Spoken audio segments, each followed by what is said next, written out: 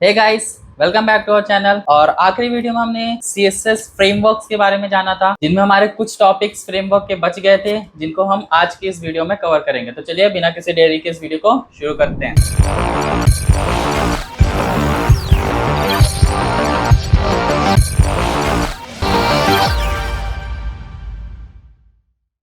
जैसा कि आप देख रहे हैं, मैं अपने नोटपैड प्लस प्लस में आ चुका हूं, जहां पे मैंने अपने पिछले फ्रेमवर्क के लिए कुछ क्लासेस का यूज किया था, क्लासेस लगाई थी। हमारे नेक्स्ट क्लास की तरफ बढ़ते हैं, जो कि हमारी है बॉर्डर रेडियस, यानी कि हम अपनी बॉर्डर को कर्व कैसे दे सकते हैं। तो सबसे पहले तो हम यहाँ पे देख लें, हमारे लिस्ट में कोई भी बॉर्डर्स नहीं लगी है। तो चलिए हम अपना नेक्स्ट टॉपिक देखते हैं, जिसका नाम है बॉर्डर रेडियस, यानी कि हम अपनी बॉर्डर में एक रेडियस कैसे लगाएं। तो हमें बॉर्डर रेडियस देने के लिए क्लास लगानी है, जिसका नाम है W3 राउंड डैश। और उसके बाद हम यहाँ पे अपनी बॉर्डर का राउंडनेस, बॉर्डर कितनी राउंड होनी चाहिए, वो साइज लिखेंगे। तो यहाँ पे हम लिख रहे हैं स्मॉल, यानी कि हमें तो हल्का कर्व चाहिए, इसलिए हम यहाँ पे स्मॉल साइज दे रहे हैं। अभी फिलहाल आप देखोगे मेरी बॉर्डर तो आ रही है, बट ये बहुत ज़्यादा छोटी है। मैं इसको जूम करता हूँ तो आप देखोगे यहाँ पे मेरी लिस्ट है, इसके कॉर्नर्स मुझे हल्के कर्व दिख रहे हैं। हमें चाहिए ये कर्व और बड़े, तो यहाँ पे हम वैल्यू बदल के दे सकते हैं लार्ज, या फिर एक्स लार्ज, या XX लार्ज। ये सारी वैल्यूज हम लोग दे सकते हैं। तो ये कुछ इस तरह से हमारी जो बॉर्डर है ये कर्व हो चुकी है। यहीं पे हमारी सारी वैल्यूज क्या होती है, हम कौन कौन सी वैल्यूज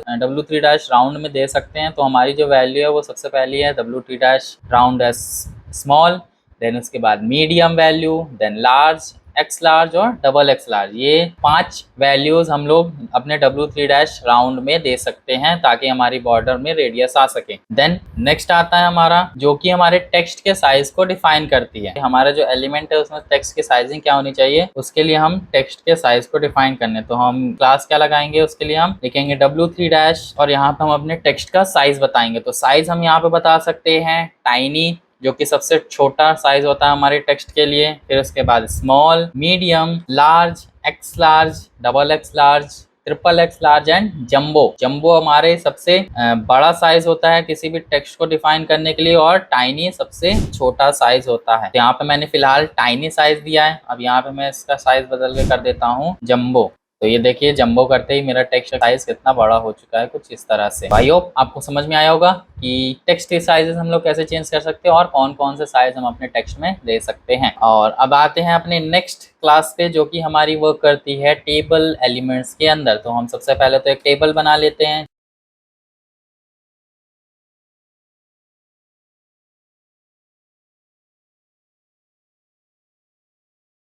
तो यहाँ पे मैंने एक टेबल क्रिएट कर ली है, जो कि कुछ इस तरह की दिखाई दे रही है मेरे पेज पे। अब इस टेबल में हम अपनी CSS फ्रेमवर्क की हेल्प से इस टेबल को हम डेकोरेट करेंगे। तो सबसे पहले अपने टेबल टैग में आ जाते हैं। तो सबसे पहले जो क्लास हमारी आती है वो है हमारी W3 टेबल। ये क्लास हमारी टेबल को एक अच्छे से अरेंज करने के लिए और रिस्पॉन्सिव बनाने के लिए भी काम करती है। अब इस टेबल में हमें एक चीज चाहिए कि हमारी टेबल में कोई बॉर्डर नहीं दिख रही है, तो इसके लिए हम लोग यहाँ पे क्लास यूज कर सकते हैं, जो कि थी W3 बॉर्डर। अब यहाँ पे हम जब इस क्लास का यूज करेंगे तो आप देखोगे हमारी जो टेबल है उसके अराउंड एक बॉर्डर आई है, बट यहाँ पे किसी भी डाटा, यहाँ पे किसी भी टेक्स्ट के अराउंड कोई बॉर्डर नहीं आई है। तो उसके लिए हम लोग एक नेक्स्ट क्लास यूज कर सकते हैं, जो जिसको हम कहते हैं W3 बॉर्डर्ड। यहाँ पे हमने ed का यूज कर दिया, तो इससे क्या होगा, हमारे जो टेक्स्ट है उनके नीचे भी एक बॉर्डर क्रिएट हो जाएगी, कुछ इस तरह से। अगर आपको चाहिए आपके पूरे शेल के अराउंड एक बॉर्डर आए, तो आपको सिंपली अपने उस शेल में जाना है। जैसे कि मैं std में जा रहा हूँ और यहाँ पे आपको अपनी क्लास देनी है, देन यहाँ पे आप W3 बॉर्डर क्लास का यूज कर सकते हैं,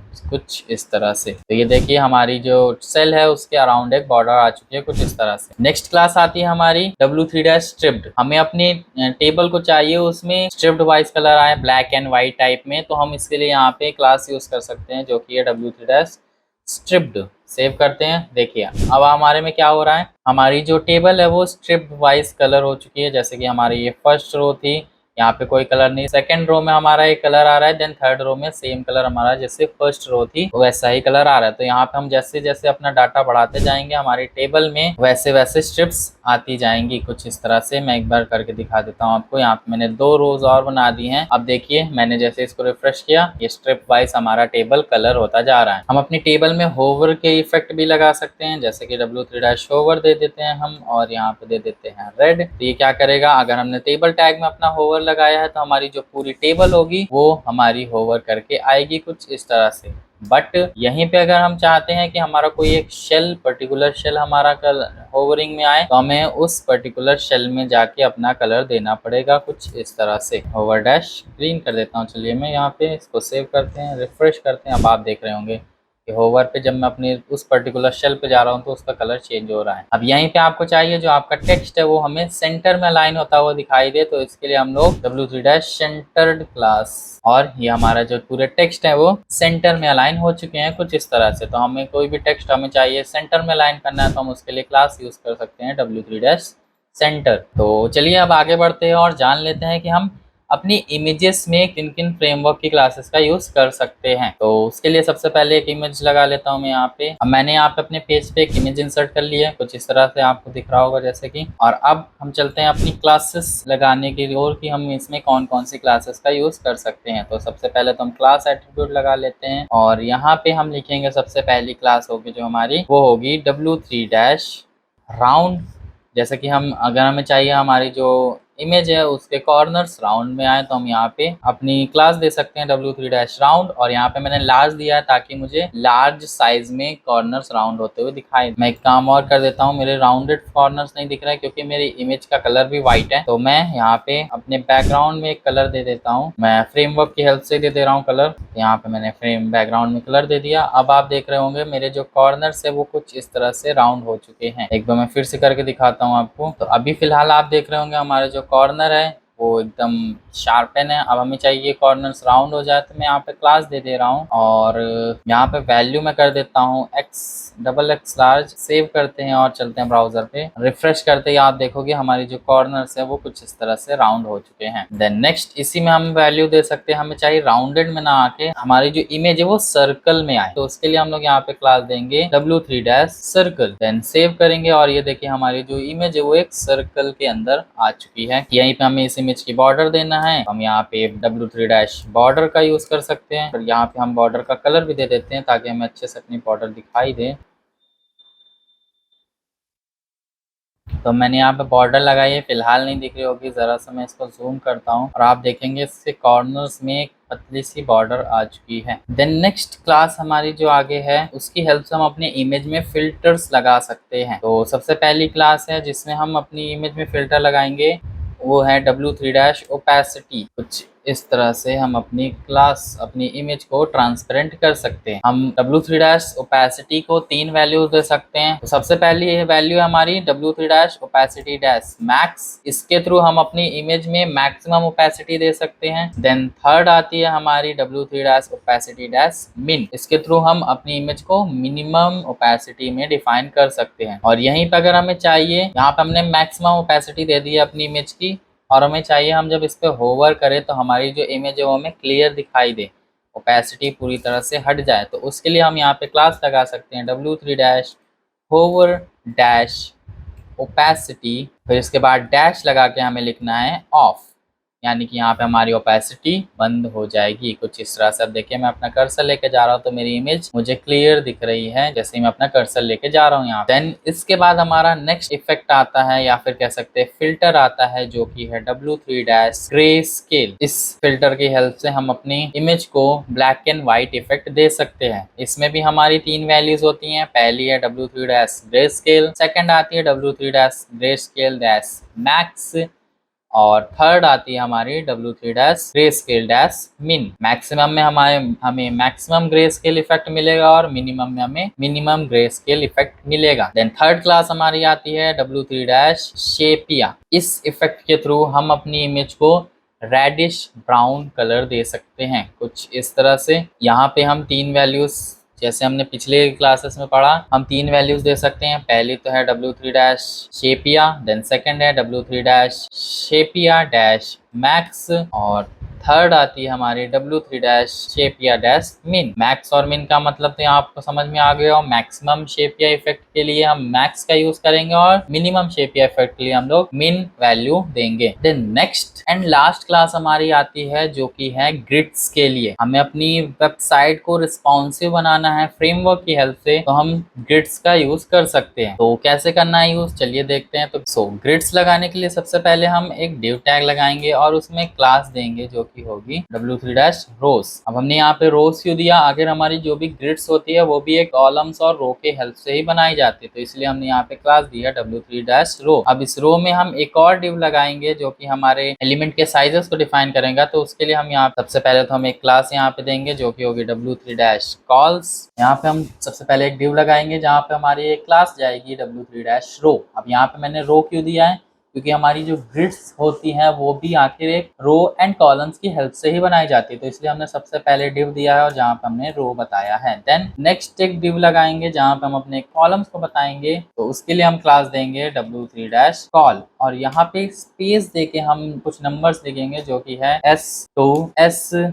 हम यहाँ पे S लिखने के बाद हम यहाँ पे 2 से लेके 12 तक की कोई भी वैल्यू दे सकते हैं, तो यहाँ पे मैं 4 लिख दे रहा हूँ और फिर L लिखेंगे, M लिखेंगे। देन यहाँ पे भी हम 2 से लेके 12 तक की कोई भी वैल्यू दे सकते हैं, यहाँ मैं 6 दे रहा हूँ और यहाँ पे थर्ड वैल्यू मैं दूंगा L। यहाँ पे मैंने थर्ड वैल्यू दे दी है 2। अब यहाँ पे ये S M और L क्या है और ये नंबरिक वैल्यू क्या है, तो यहाँ पे जो हमारा S M और L है ये हमारे स्क्रीन के साइजेस को डिफाइन करता है कि हमारी जो वेबसाइट है वो किस स्क्रीन पे चलने पे किस तरह से ग्रिड बनाएगी। तो यहाँ पे S का मतलब है स्मॉल साइज की स्क्रीन यानी कि हमारे फोन्स, M का मतलब है मीडियम साइज की स्क्रीन यानी कि हम कह सकते हैं टैब्स, और L हमारा आता है लार्ज स्क्रीन के लिए जैसे कि हम बड़े पीसीस या फिर लैपटॉप या डेस्कटॉप पे हम उस वेबसाइट को चला रहे हैं, तो हमारा L साइज वर्क करता है। अब यहाँ पे हमने 2 लिखा है, यहाँ पे हमने नंबर्स दिए हैं 4 6 2, तो ये हमारे ग्रिड्स के साइज को बताता है कितने परसेंट हमारे स्क्रीन का साइज लेगा। 12 100% साइज को डिफाइन करता है, 2 हमारा 10% को डिफाइन करता है। तो इसी तरह से हम अपनी ग्रिड्स को नंबर वैल्यू देंगे जो कि 2 से लेके 12 तक के बीच में होनी चाहिए। हम 12 भी दे सकते हैं जो कि हमारे पूरे स्क्रीन में डिफाइन हो जाए। देन यहाँ पे इन्वर्टेड कॉमा क्लोज कर देता हूँ, यहाँ पे एक टेक्स्ट लिख देता हूँ जो कि मेरा होगा P एलिमेंट में और यहाँ पे मैं लिख देता हूँ रेस्पॉन्स। इसके बाद एक और ग्रिड में बना देता हूँ जिसमें मैं फिर से एक डिव लगाऊंगा, एक क्लास दे के मैं लिखूंगा सबसे पहले तो W3 डैश कॉल और यहाँ पे मैं अपने स्क्रीन के साइज को बता दूंगा। तो यहाँ पे फिर से मैं 8 दे देता हूँ, फिर M आता है मेरा जो कि होगा 4 और L आएगा मेरा 4 कर लेते हैं इसको भी। यहाँ पे मैं चलिए एक इमेज ले लेता हूँ और अब इसे चलिए सेव करते हैं और जैसे ही हम अपनी पेज पे जाएंगे तो हमें कुछ इस तरह से एक डिजाइन दिख रहा होगा। ये थोड़ा सा छोटा है तो इसको मैं बड़ा कर लेता हूँ। मैं एक कलर दे देते हैं हम लोग चलिए और अपनी कॉलम में एक कलर दे देता हूँ ताकि हमें अलग अलग कॉलम समझ में आ जाएं और यहाँ पे W3 डैश ब्लू कर देते हैं। अब देखिए हमें कुछ इस तरह से हमारी टेबल दिखेगी। 6 हमने अपनी आधी विड्थ दे दी है अपने पहले वाले एलिमेंट को और यहाँ पे 4 देके हमने थोड़ी अपनी विड्थ कम कर दी है। कुछ इस तरह से हमारी ग्रिड में इफेक्ट दिखाई देगा। अब चलिए काम और करते हैं कि हम देखते हैं कि हमने जैसे कि इसे अपनी वेबसाइट को रिस्पॉन्सिव बनाने के लिए ग्रिड्स दी हैं, तो अब देखते हैं कि हम ये छोटे स्क्रीन पर अगर इस वेबसाइट को चलाएंगे तो क्या हमें ये चीज़ हमें हमारी वेबसाइट अच्छे से हमें दिखाई देगी। तो चलिए एक मैं क्या करता हूँ, अब देखिए मैंने यहाँ पे स्क्रीन के साइज के लिए दिया था 4 एंड 8 यानी कि हमारे आधे में हमारा टेक्स्ट होना चाहिए और आधे से ज्यादा में हमारी इमेज। तो हमें कुछ इस तरह से इमेज दिखाई दे रही है। तो यहाँ पे अब मैं आईपैड का ऑप्शन देख लेता हूँ कुछ इस तरह से, तो हमें यहाँ पे इस तरह से कुछ इमेज दिखाई दे रही है। एंड देन ये हमारा लार्ज साइज डिस्प्ले जहाँ पे हमें कुछ इस तरह से हमारी जो ग्रिड्स हैं दिखाई दे रही हैं। तो आज की वीडियो में बस इतना ही। आई होप आपको हर एक चीज अच्छे से क्लियर हो गई होगी, हर एक क्लासेस के बारे में समझ में आ गया होगा। मिलते हैं नेक्स्ट वीडियो में। इस वीडियो से रिलेटेड सारी नोट्स मैं डिस्क्रिप्शन बॉक्स में आपको दे दूंगा। मिलते हैं नेक्स्ट वीडियो में, तब तक के लिए बाय बाय। कोई भी सपना साकार करने के लिए सबसे जरूरी है सही कोच का होना। चुनिए बघेल इंस्टीट्यूट